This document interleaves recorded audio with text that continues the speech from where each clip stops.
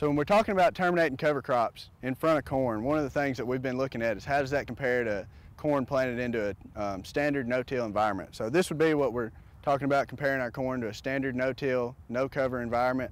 And then we move into looking at it planted into a cover crop.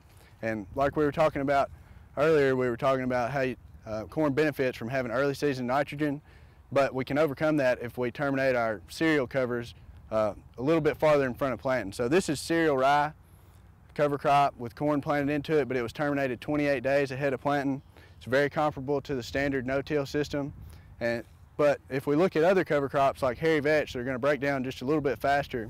If we terminate them too far in front of planting, we're going to have no impact and have no added benefit of having our cover crop. So this was hairy vetch that was terminated a month before planting. And while it does bring a lot of things to the table for soil health and things like that, whenever we're looking at weed control, it doesn't have a large added impact if a cover crop like this is terminated too far in front of planting.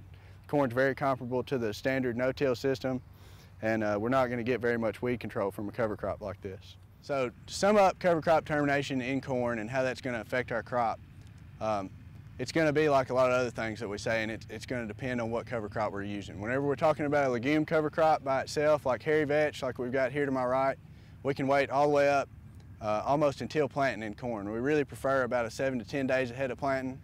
Our favorite program for a hairy vetch or a cereal rye and a hairy vetch cover crop would be Roundup by itself, 7 to 10 days ahead of planting, followed by Gramoxone right at planting. If we have a cereal in the mixture and we have a cereal and a legume, we need to terminate that cover crop about 10 to 14 days ahead of planting. And if we're talking about a cereal like hairy vetch or wheat alone, we're going to need to terminate that 21 to 28 days ahead of planting to have no negative impact on our cash crop in the following year.